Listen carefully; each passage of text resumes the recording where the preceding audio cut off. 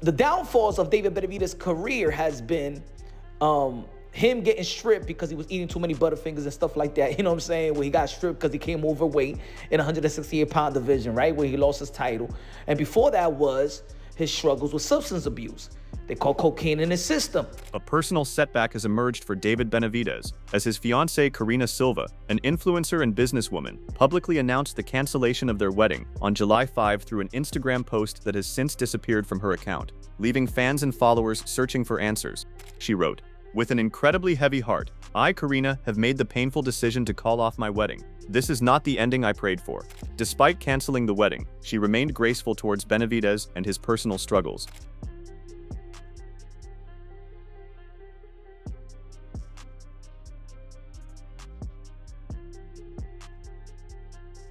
Turning attention to the aftermath of the split, Punch Drunk Boxing analyzes Karina's public statement, noting that its deliberate vagueness has opened the door to widespread fan speculation. Though the analysts stop short of endorsing any particular theory, they acknowledge that Benavidez's history of personal and professional setbacks makes the concern feel less like gossip and more like a pattern worth watching. What is he talking about, folks? Because the only struggles that we know about David Benavidez is weight management and his substance abuse, right?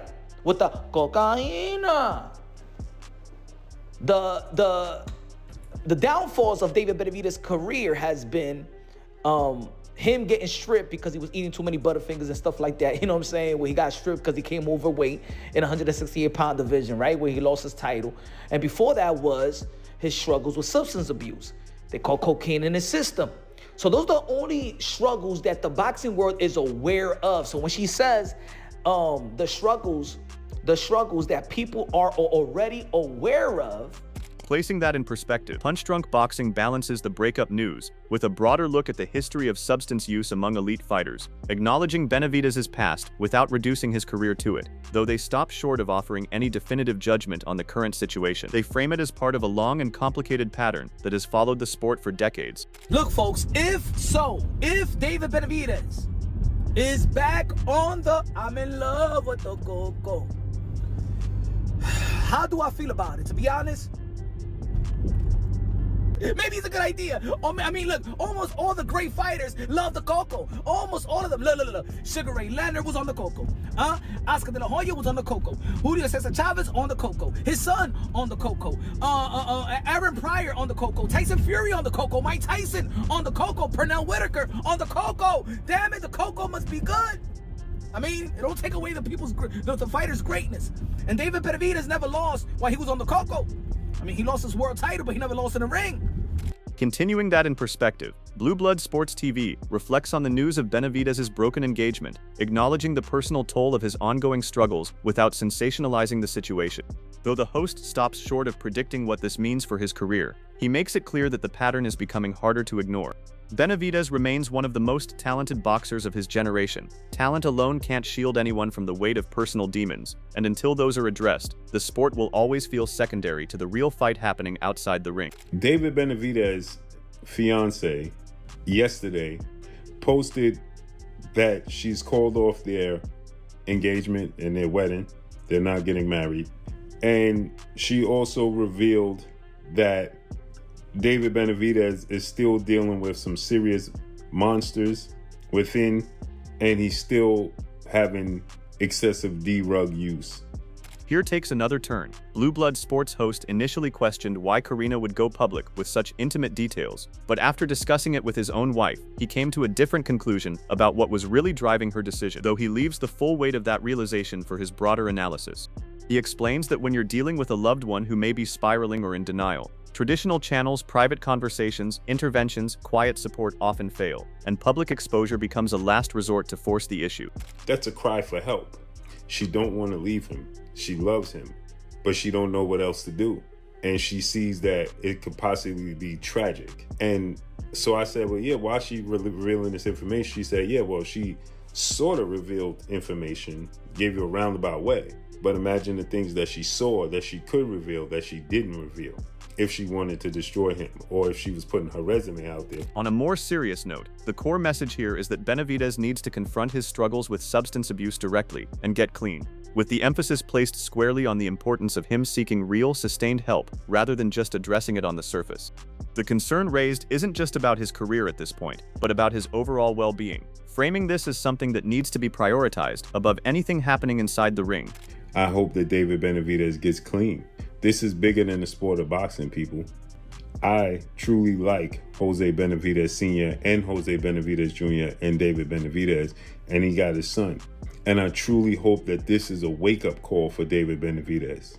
And then David Benavidez gets clean and gets the help that he needs. This is bigger than the sport of boxing. These D-rugs out here today's time are dangerous. You can be unalive very quickly with the things they put in there. So I truly, truly hope, this is my sincere message and prayers to David Benavidez. On the topic of his own legacy, Benavidez says he feels he's right on the cusp of becoming the face of boxing, expressing genuine confidence that this next step in his career could finally push him to that level. It's a bold statement, but one he seems fully prepared to back up, given where he currently sees himself sitting in the sport. I'm at the cusp and at to being the face of boxing. The only way I make that happen is with these big fights, and that's why I'm trying to give myself the biggest fights possible, because I want there to be, without a doubt, that I'm the face of boxing when that moment comes. But yeah, we're there, bro. I mean, we're almost there. I mean, this is my 4th fight pay-per-view. I've been professional since I was 16 years old. I'm 28 or 29 right now. It's time. It's 12 years. On the path forward, Benavidez emphasizes just how important it is for him to take on the biggest challenges in the sport, specifically naming fighters like Bivol and Bitterbeev as the kind of tests he needs to pursue if he wants to reach the top.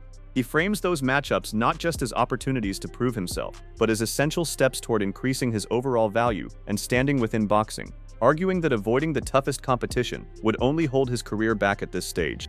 For Benavidez, chasing greatness clearly means seeking out the hardest fights available, rather than padding his record with safer options. That's why you got to take the biggest challenges out there. The bigger the risk, the bigger the reward. There you go. So it's just, I think everything I have going on right now is just everything has been working in my favor. I've been champion, people know me.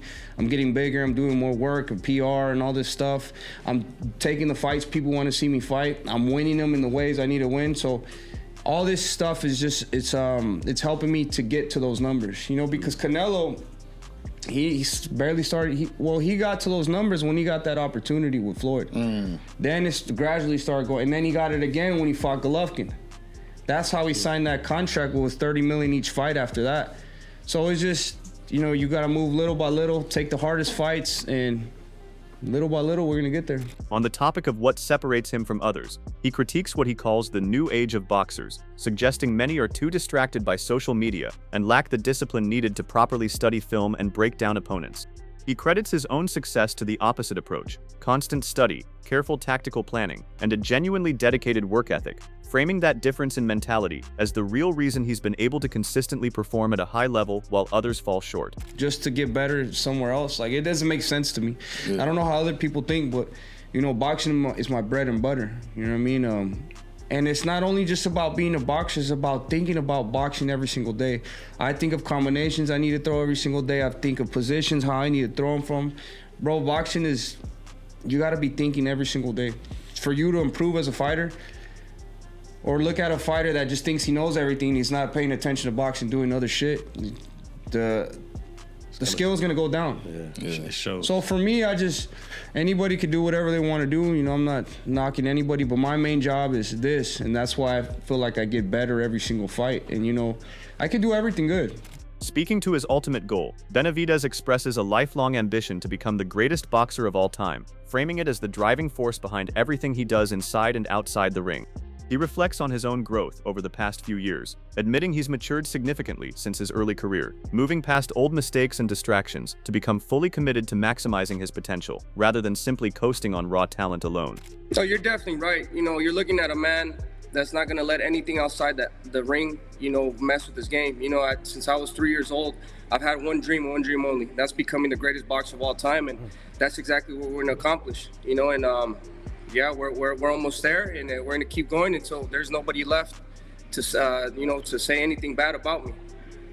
Yeah, and David, I think you're showing that with who you pick to fight as well. You're trying to chase all the biggest names. I give you a lot of credit for not waiting on Canelo when it was clear that fight wasn't going to materialize. Shifting the conversation to his own trajectory, David Benavidez doesn't hold back when discussing Canelo Alvarez, making it clear he believes the Mexican superstar has deliberately avoided facing him throughout his reign.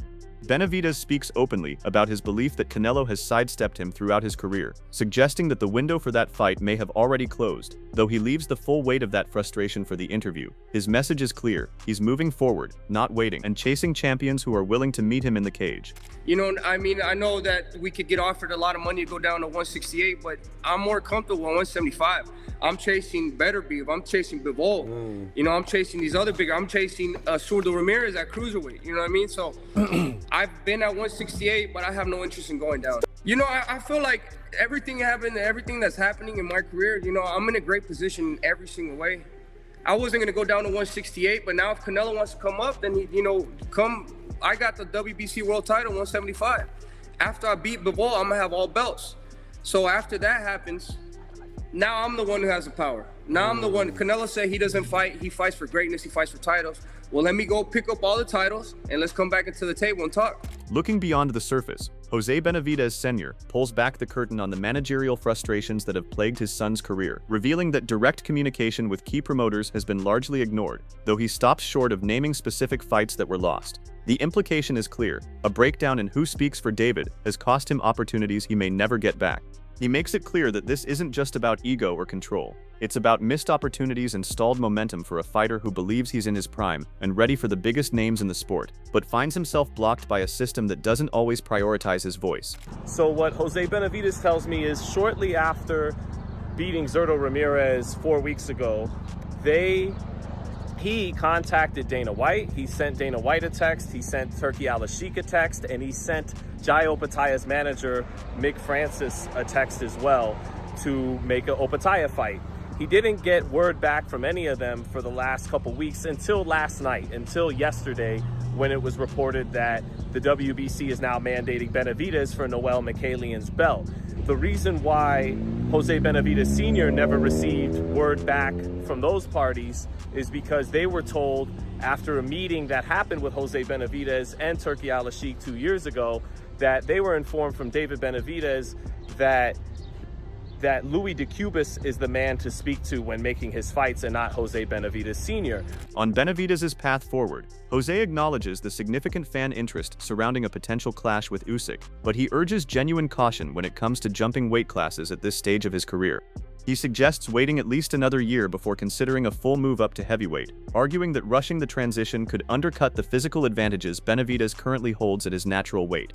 For Jose, that kind of patience represents a smarter, more sustainable approach to building toward a fight of that magnitude. Nah, man, look, let me tell you something. To me, Usyk is pound for pound the best. When Turki Al-Ashik said that he wanted to make the fight with David Benavidez and Usyk, I was going, wait, hey, hold on a minute here, you know?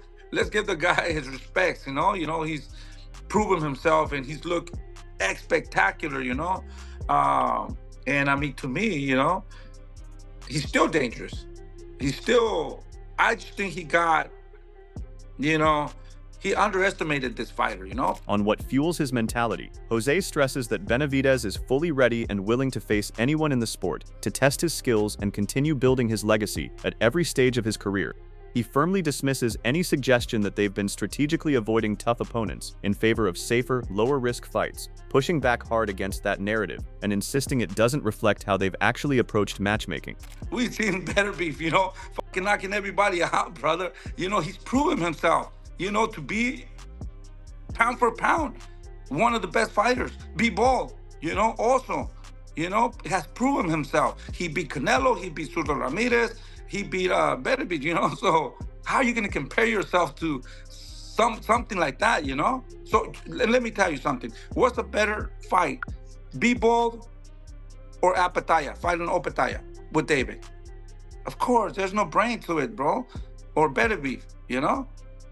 Does it make sense? So, I mean, at the end of the day, we're here to fight whoever the people want us to. We have never ran from nobody. We have never given our belts away to nobody. Adding another layer to the managerial issues, Jose Benavidez Sr. points to a major sticking point in negotiations, the requirement to involve PBC in any fight deal, which he insists is non-negotiable for legal reasons, though he leaves the specifics of those complications for later in the breakdown. The message is clear. Bypassing that channel isn't an option he's willing to entertain. Jose Sr. stands firm, making it clear that his priority is protecting his son's future, not making life easier for promoters who want to bypass established channels, and he suggests that anyone serious about making a David Benavidez fight needs to be willing to work within the framework that's already in place. The version of his events he had is that this fight has to be done with the PBC, because otherwise we'll be in court, and like we see with Virgil Ortiz and Oscar De La Hoya, other fighters over the years, we have to include Al Heyman, Louis DeCuba, Samson Lukowicz, who we're very loyal to, in his words. So once that was told, and that he let one of the lawyers in the room, who I believe was Harrison Whitman, hey, we can't cut them out, or else we'll be caught up in all these legalities. And Turki Al-Sheikh asked Harrison Whitman, is that true? And Harrison Whitman said, yes, that is true. This is what Jose Benavidez Sr. told me. On the other hand, David Benavidez appears to have his eyes set on a WBC title fight at cruiserweight for his next outing, a move that would take him into entirely new territory, though he leaves the full details of that pursuit for another day. The message is unmistakable. He's moving forward, not backward, and he's ready to chase gold wherever it's available. And circling back to the broader trajectory, this decision underscores Benavidez's hunger to compete at the highest level, regardless of the weight class, and his belief that he can carry his power and skill set up to 200 pounds and still dominate. He's looking to petition the WBC, which he's done over the weekend, to get David a WBC cruiserweight title fight, because in Jose's words, their number 1 and 2 options are Bivol for the title, and then Beterbiev if they can't get Bivol. But if they're fighting each other, then you move on to cruiserweight for the WBC belt. Now, people are saying that David Benavidez is ducking Jai Opetaia, but Jai Opetaia has had a fight lined up for a while with Noel Mikhailian. Remember, they took a picture at the inaugural Zuffa card, I believe, a face-off. And then it was reported a week or two ago that they were closing in on a fight as well. That covers where things stand with David Benavidez right now. As for what's next, a clash with WBC cruiserweight champ Noel Mikhailian is reportedly close to being finalized, targeted for November, as Benavidez chases the undisputed throne. Drop your predictions in the comments, and if you enjoyed this breakdown, like and subscribe for more coverage.